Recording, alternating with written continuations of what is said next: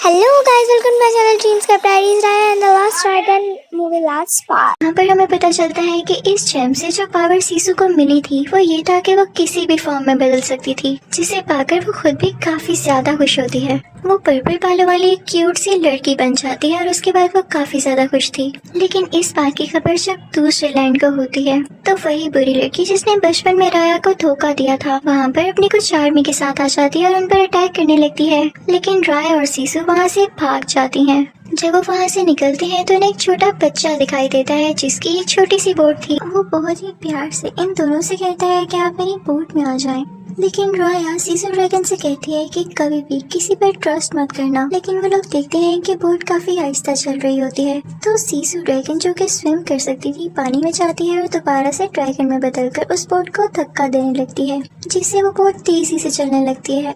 वो छोटा बच्चा उन दोनों से कहता है कि उन एविल्स ने मेरी फैमिली को भी पत्थर का बना दिया और अब मैं इस दुनिया में बिल्कुल अकेला हूँ। उन तीनों में काफी अच्छी दोस्ती हो जाती है और वो अपना सफर एक साथ बातें करके गुजारते हैं। अब वो लोग पहुँच चुके थे तीसरे ट्राइब में, यानी लैंड के तीसरे हिस्से में। राया सीसू से कहती है कि तुम बोट में ही रहो, मैं वहाँ जाकर देखती हूँ। लेकिन यहाँ पर उसके सामने एक छोटी बच्ची आ जाती है जिसके पास 3 छोटे छोटे मंकीज थे।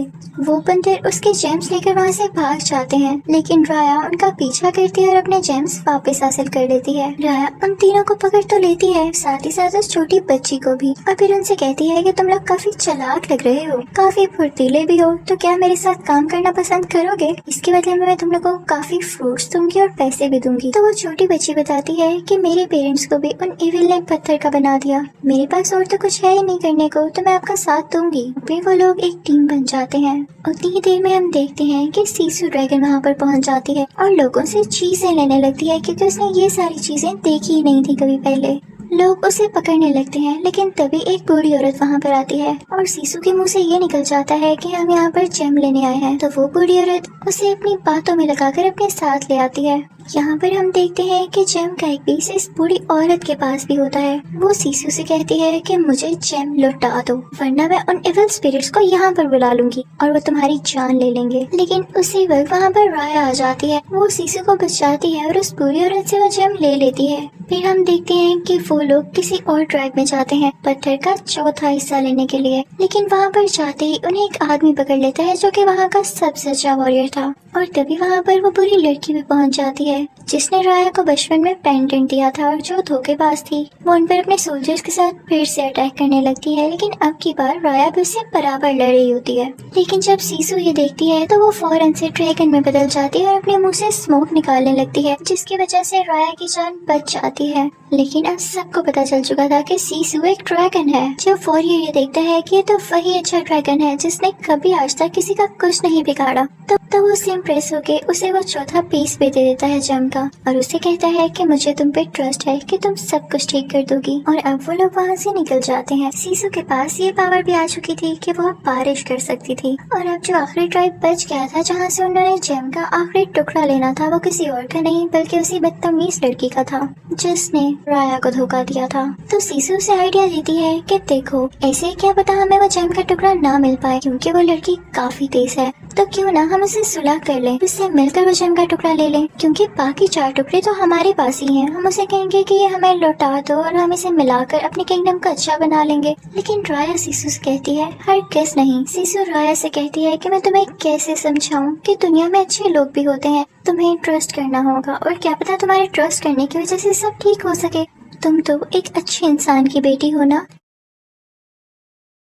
फिर सीसू उसे अपने साथ उस जगह पर ले जाती है जहाँ पर सारे ड्रैगन्स पत्थर बन चुके थे। वो उसे अपने भाई भी दिखाती है और कहती है कि देखो, ये तीनों मेरे भाई थे, लेकिन पत्थर बनने से पहले इन लोगों ने मुझ पर ट्रस्ट किया और मुझे ये जेम दिया, और इसी के बाद ही तो मैं इस काबिल हुई कि मैंने उन एविल स्पिरिट्स को हरा दिया। और देखो, तुम्हारे फादर ने भी तो तुम पर ट्रस्ट करके तुम्हें ये जेम दिया था ना। सीसू की बातों का राया पे काफी असर होता है और वो मान जाती है उस लड़की से दोस्ती करने के लिए। फिर वो उस छोटी बच्ची को और उसके मंकीज को एक लेटर देती है और साथ वही पेंडेंट देती है जो उस लड़की ने उसे बचपन में दिया था। उस लेटर में सुलह की बात लिखी होती है, यानी कि दोस्ती कर लेते हैं हम। और जब वो लड़की ये लेटर पढ़ती है तो वो उसे उस जेम के साथ मिलने आती है, लेकिन वो ये डिसाइड ही नहीं कर पा रही होती कि क्या ये जेम का टुकड़ा मैं इसे दे दूं या नहीं। लेकिन वो लड़की वो जेम का टुकड़ा नीचे पड़े पत्थर पर रखती है और अपनी एरो गन उठाती है। उसे लग रहा होता है कि इनकी कोई साजिश हो सकती है और ये सीसू ड्रैगन उस पर अटैक कर सकता है, लेकिन सीसू उसके पास आता है उसे काम डाउन करने के लिए।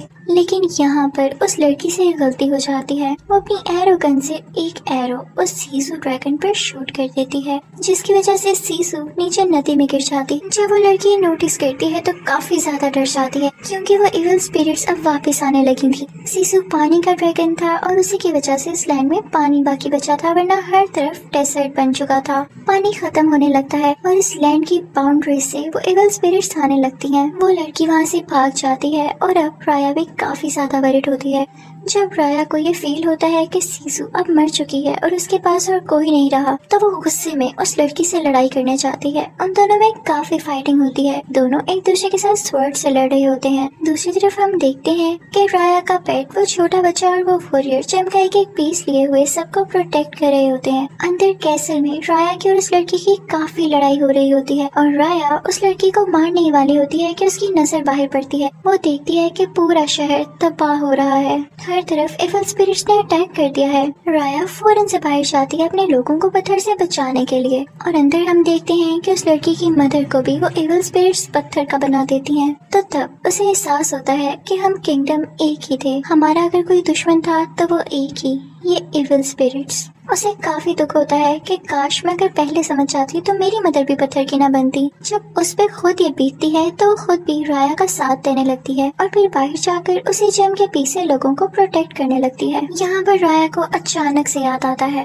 कि जब इन इविल स्पिरिट्स का हमला बढ़ गया था तो उन सारे ड्रैगन्स ने इस जेम में अपना अपना प्यार डाला, अपना ट्रस्ट डाला था, तो हमें ऐसा ही करना होगा। वो अपने सब साथियों से कहती है कि पत्थर का हर टुकड़ा यानी इस जेम का हर पीस दूसरे किंगडम की इस लड़की को दे दो। लेकिन सारे कहते हैं कि नहीं, हम उस पर ट्रस्ट नहीं कर सकते। तो राया कहती है कि हमें करना होगा, और इसी के साथ वो अपने जेम का टुकड़ा उस लड़की को पकड़ा देती है और उससे कहती है कि सब टुकड़ों को मिला के तुम्हें इन इविल स्पिरिट्स को हराना होगा। उसके साथी नहीं मानते और वो टुकड़ा नहीं देते, और इसी दौरान बेचारी राया खुद पत्थर की बन जाती है। जब सब लोग ये देखते हैं कि राया ने अपनी जान की कुर्बानी देकर उन्हें बचाने की कोशिश की है, तो वो सब राया की बात मानकर उस लड़की पर ट्रस्ट करके उसे पत्थर पकड़ा देते हैं, यानी वो जेम पकड़ा देते हैं। वो लड़की जेम का हर हिस्सा जोड़ने लगती है, लेकिन इसी दौरान इविल स्पिरिट्स उन सबको पत्थर का बनाती रहती हैं। जैसे ही वो जेम कंप्लीट हो जाता है, उसके पांचों हिस्से आपस में जुड़ जाते हैं, तो उस लड़की को भी इविल स्पिरिट्स पत्थर का बना देती हैं,